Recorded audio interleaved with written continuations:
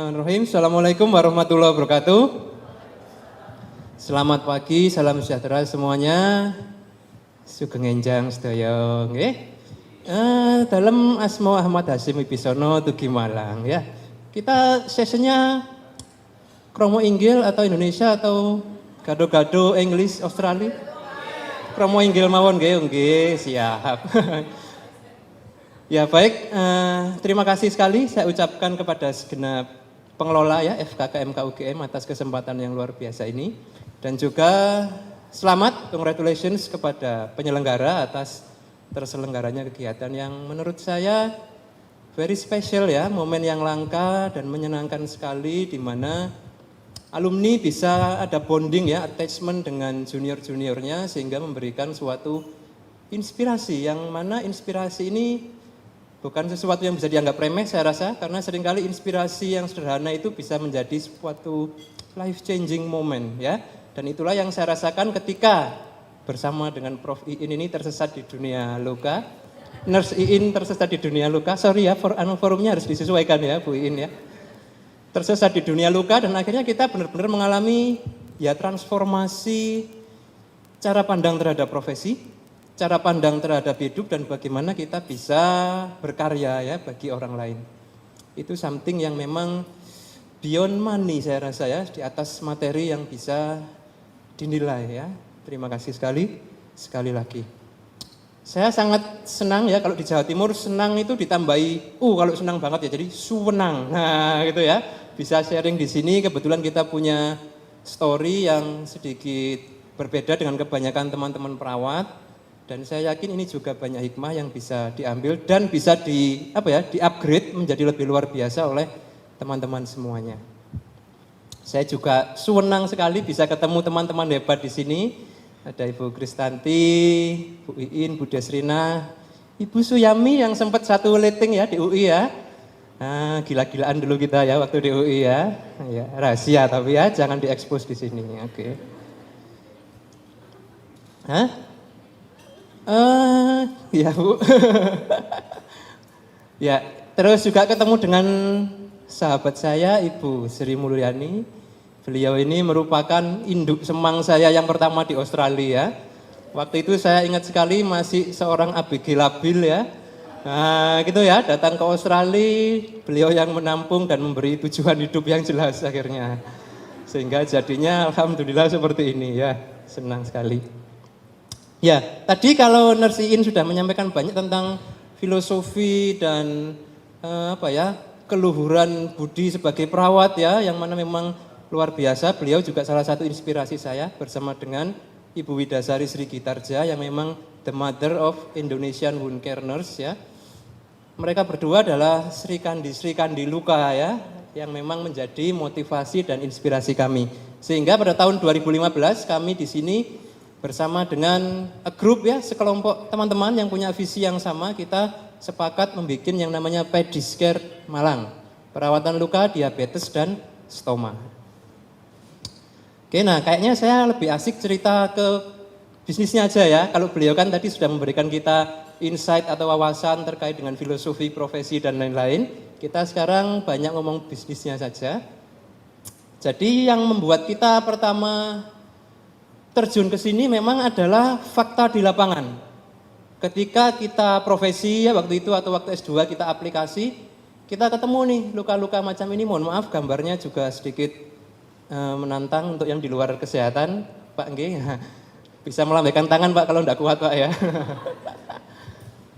Kondisi yang cukup familiar ya pada pasien-pasien diabetes dengan luka yang neglect, terabaikan seperti ini, dan sayangnya kita juga melihat teman-teman kita sebagai perawat waktu itu di Malang ya, mereka kayaknya kok nggak begitu interest ya ngerawat gitu kan. Ada semacam keengganan untuk merawat luka diabetes yang kronis seperti ini. Kenapa? Nah kemudian saya melakukan survei nih ke teman-teman. Kenapa sih kok pasien luka diabetes ini kok kayaknya susah ya mencari perawatan yang bagus gitu kan. Waktu itu saya dibantu oleh Cak Lontong dalam melakukan survei. Ternyata kita ketemu 4 poin besar, 4 tema utama ya. Satu, ternyata teman-teman perawat itu mengeluhkan progres luka lambat atau bahkan terus memburuk. Meskipun setiap hari dikunjungi ya, home care, habis dinas capek gitu ya, disertai dengan cucuran keringat, kadang air mata gitu ya oleh pasien dan keluarganya, tapi lukanya kok gitu-gitu aja gitu ya, kan kesel ya. Lukanya gitu-gitu aja atau malah terus memburuk ya. Terus yang kedua, ternyata teman-teman kita itu banyak yang mengalami beban moral ketika ngerawat ya. Setiap kali datang ke rumah pasien, mesti keluarganya nanya ya, gimana Pak perkembangan luka ibu saya gitu ya. Sebenarnya nggak ada perkembangan kan gitu ya. Tapi mau ngomong gitu kan jelas nggak mungkin ya. Sulit menjawabnya, oh nggih perkembangannya sampun sae. Nah akhirnya begitu ya, padahal enggak, nah kan gitu. Terus pertanyaan lagi yang sering, kira-kira kapan Pak ini ibu saya sembuhnya gitu ya. Kapan ya, nggak ngerti sebenarnya ya, ini sembuh apa enggak kita juga tidak yakin. Akhirnya itu menjadi psychological burden yang membuat orang enggan merawat pasien-pasien yang kayak gini. Nah itu memang fakta yang dialami ya, nah ini problem. Sehingga, nah ini something yang membedakan kita, perawat entrepreneur, nurse-planner dengan yang lain adalah ketika ada masalah yang terpikir oleh kita langsung adalah solusi, langsung cetet ya, ini banyak masalah nih, solusinya apa ya? Nah langsung seperti itu. Kami ya sudah tertrigger, pola pikir terbentuk seperti itu. Yang mana memang problem solving approach ini belum banyak diinternalisasi oleh kebanyakan orang kita. Setuju ya? Orang Indonesia kalau ada masalah mesti yang dipikir pertama apanya? Mesti yang dicari pertama sopo sing salah. Nah gitu ya. Siapa dulu nih tersangkanya? Ngeten Pak nggih? Nah begitu sudah ketemu tersangkanya, yang kedua yang dipikirkan adalah komplikasi-komplikasinya. Wah kalau begini nanti yang jadi begini, wah sulit guys, suram gitu ya. Suram guys, kita melipir aja jangan ke sini. Nah gitu ya. Sangat jarang sekali yang ketemu problem langsung mencari solusi. Nah jadi syaratnya kalau Anda ingin menginisiasi ya karir atau kinerja di bidang entrepreneurship, pola pikirnya harus problem solving approach. Saya langsung googling ya, cari teknik perawatan luka, pelatihan atau workshop atau apa. Akhirnya waktu itu ketika saya sedang studi di UI, ketemulah kita berkenalan dengan yang namanya WOCare Center Bogor. Praktek mandiri perawatan pertama di Indonesia, yang kebetulan bidangnya adalah wound ostomy dan continence. Dari situlah saya langsung dapat inspirasi sekaligus role model akhirnya. Oh ternyata begini bentuknya ya. Ini jawaban dari kegalauan kita yang sudah sangat kronis ya. Dan banyak teman-teman terkait manajemen luka. Oh ternyata begini ya. Bisa ternyata ada kunci-kunci yang kita tinggal klik, luka ini akan sembuh. Dan endingnya seperti yang disampaikan Rusiin tadi, stop amputasi. Kita bisa cegah sejak sini, amputasi tidak sampai terjadi. Nice ya? Nice sekali ya. Kalau nggak nice ya enggak apa-apa lah ya. Biasa aja Pak. Nah, boleh, enggak masalah ya. Next Mas. Oke, konsekuensinya apa dari kondisi ini? Angka kejadian amputasi sangat tinggi ya. Kayak gini misalkan di rumah sakit nih, ketemu ada luka kayak gini. Dengan sejawat spesialis bedah, rata-rata skenario sudah jelas ya. Wah nekrotik hitam sampai ke tulang. Gimana? Langsung antri ya di kamar operasi ya, potong-potong. Nah langsung begitu ya, amputasi ya. Oke, nah sehingga angka kejadian amputasi sangat tinggi ya. Bahkan di seluruh dunia saat ini dari systematic review yang kita temukan, amputasi pada pasien diabetes itu mencapai 1 kali amputasi setiap 20 detik di seluruh dunia. Jadi kita sambil mendengarkan Bu In cerita ngantuk-ngantuk tadi ya, sudah berapa kaki melayang tuh somewhere in the world ya.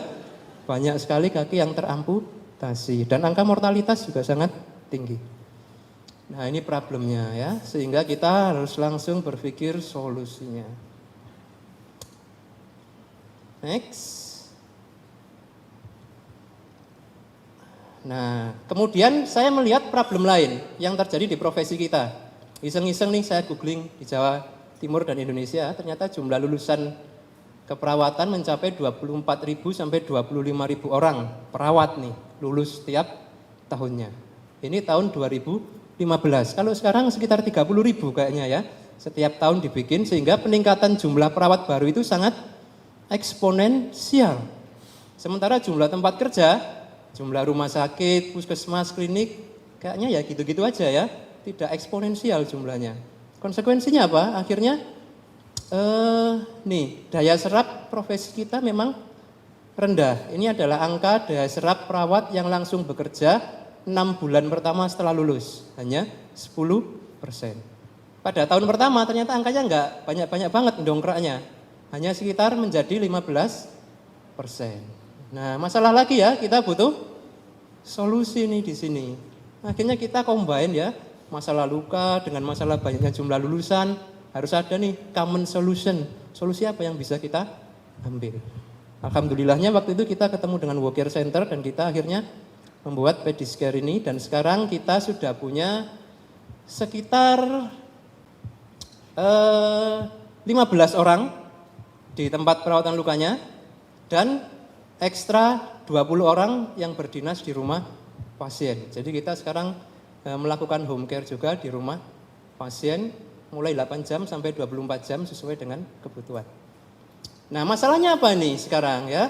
Jumlah perawat sangat banyak, daya serap sangat rendah, yang menganggur sangat banyak. Ya, masalah inti, nah key of the key. Nah, intinya inti di mana persoalannya untuk membenahi profesi kita ini? Masa lulusan dibikin terus daya serap rendah, ya. Siapa yang harus tanggung jawab nih?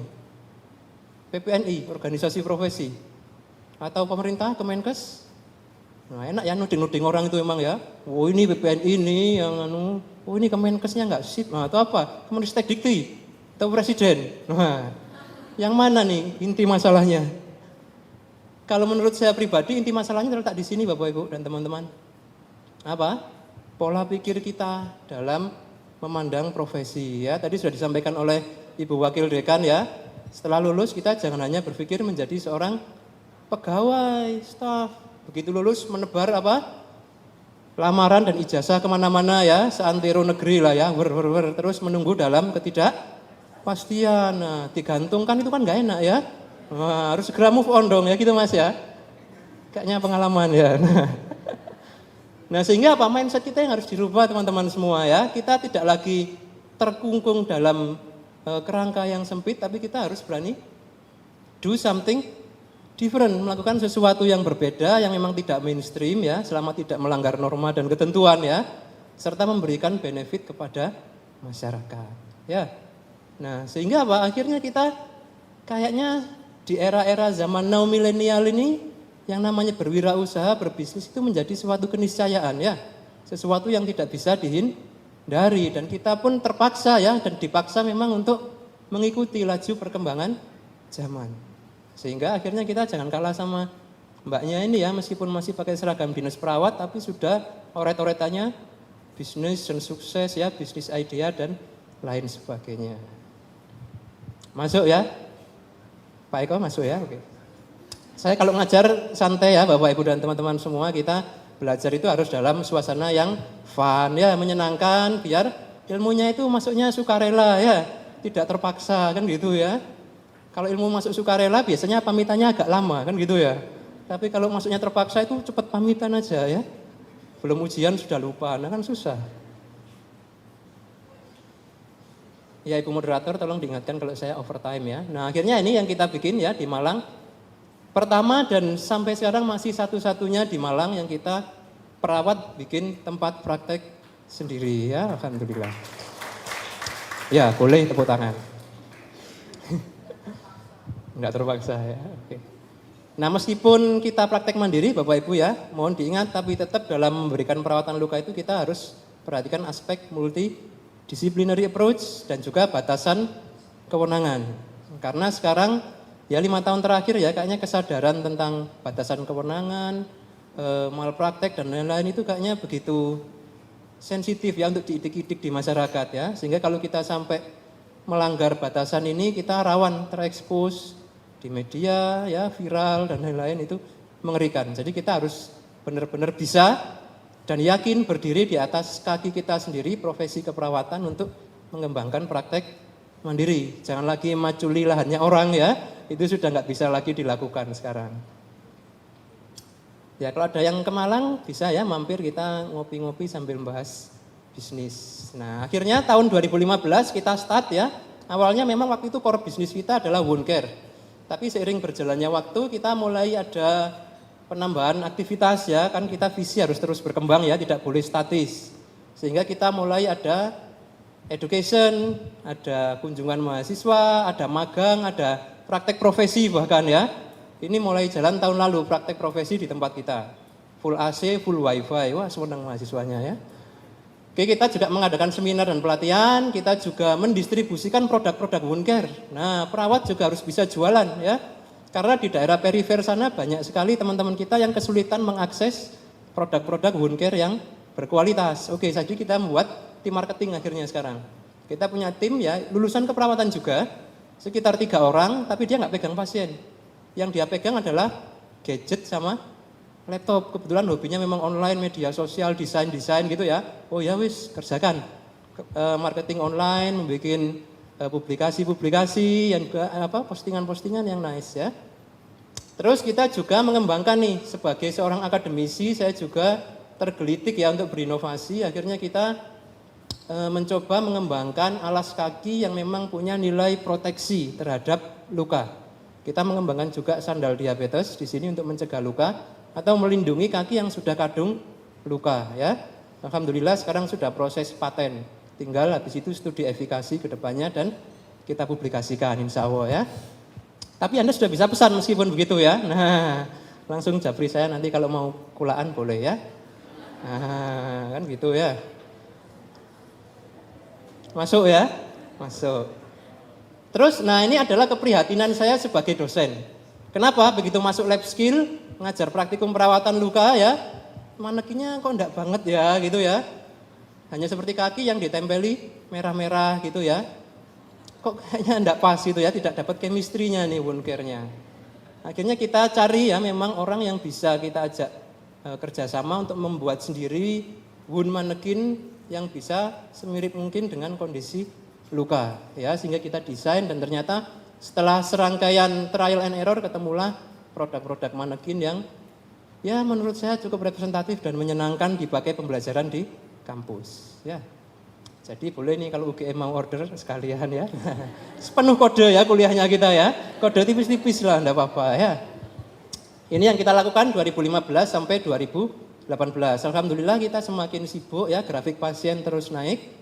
Dan jumlah dokter yang kerjasama dengan kita pun terus bertambah. Ini hal positif lain yang kita dapat ya.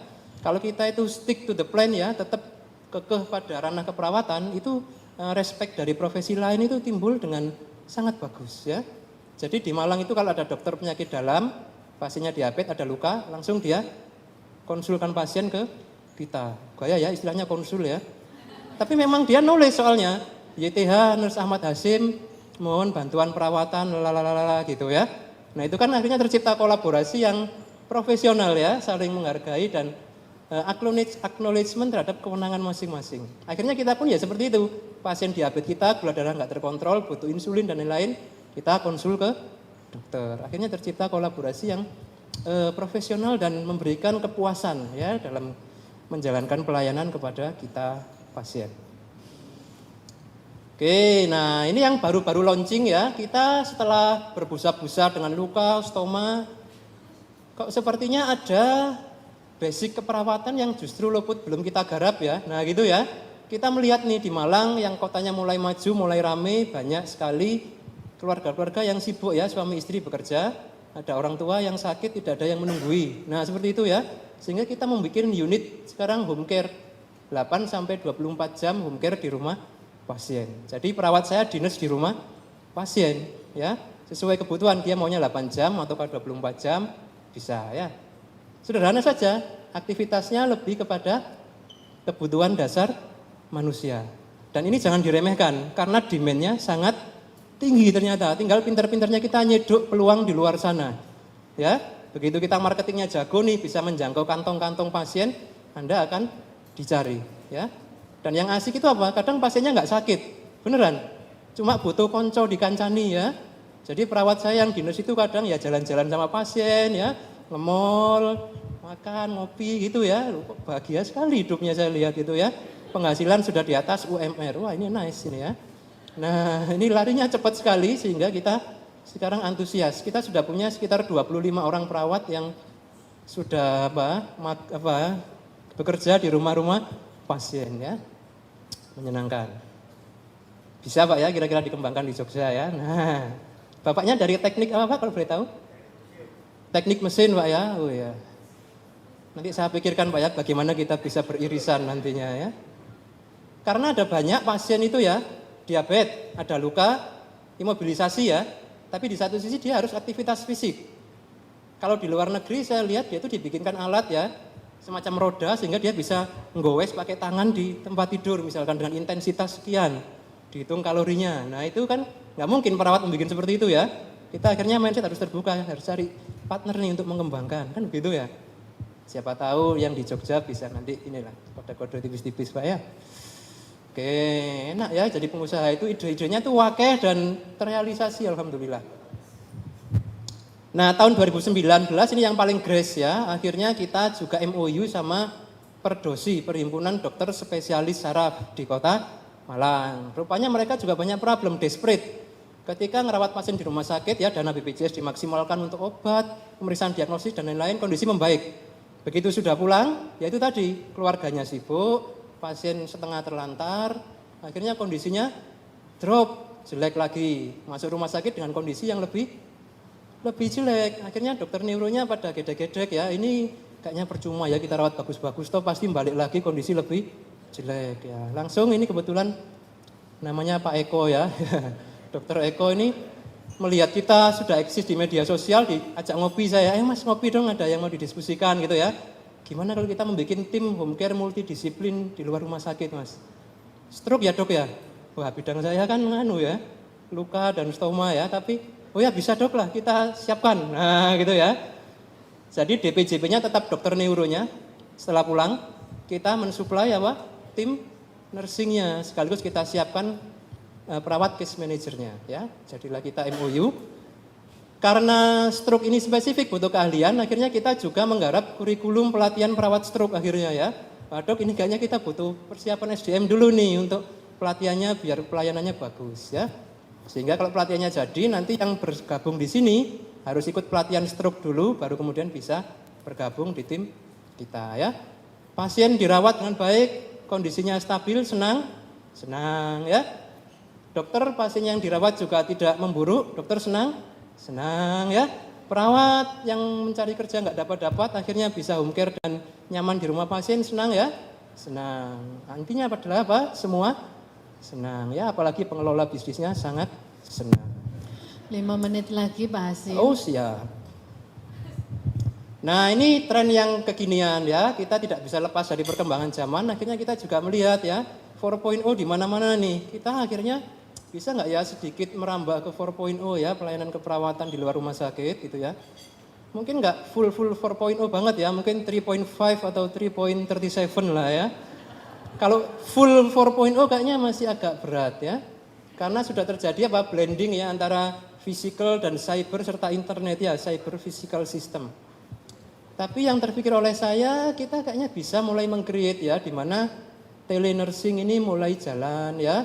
Database perawatan itu enggak lagi paper based tapi sudah terintegrasi di server ya, cloud computing. Kayaknya ini sesuatu yang enggak terlalu jauh lah bagi kita perawat untuk menjangkaunya ya. Saya rasa bisa.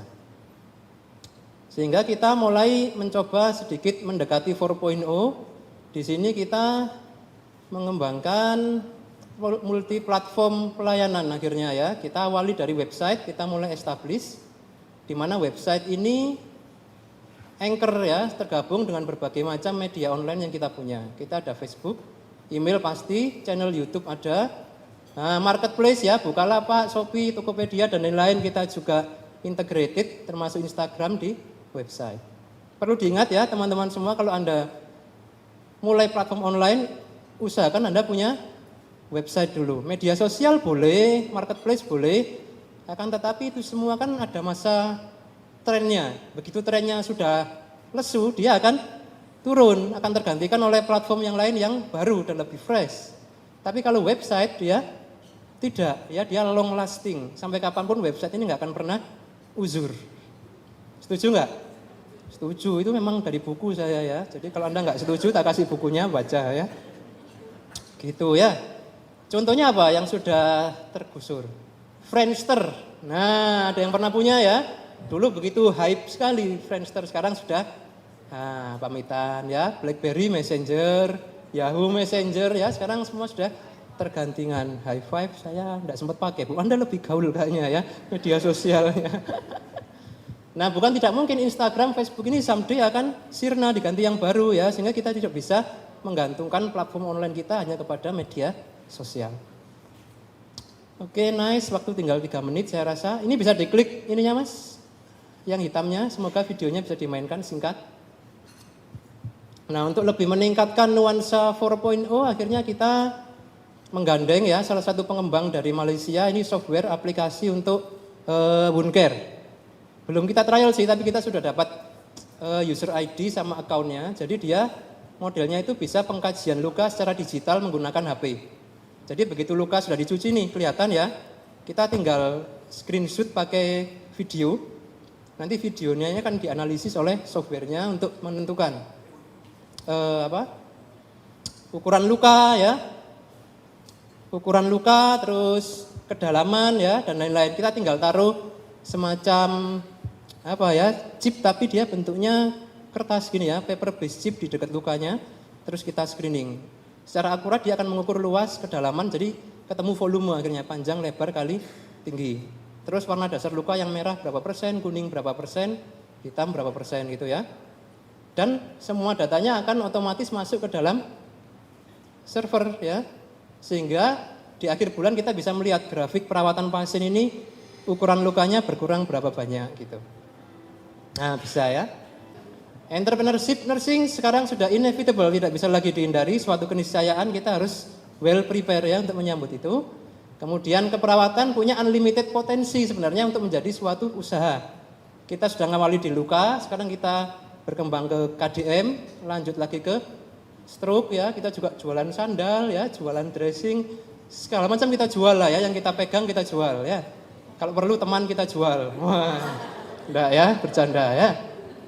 Oke, nah intinya apa? Inti adalah perubahan pola pikir, mindset change kita harus diinstal ulang ya. Dan kita harus tahu, nah pesan dari opa-opa Korea ini ya, key of success. Nah, apa kira-kira key of success? Key of success adalah kunci keberhasilan. Nah, ternyata terjemahannya ya. Nah, mikir susah-susah ternyata terjemahannya ya. Oke, saya akhiri. Terima kasih. Selamat pagi. Assalamualaikum warahmatullahi wabarakatuh.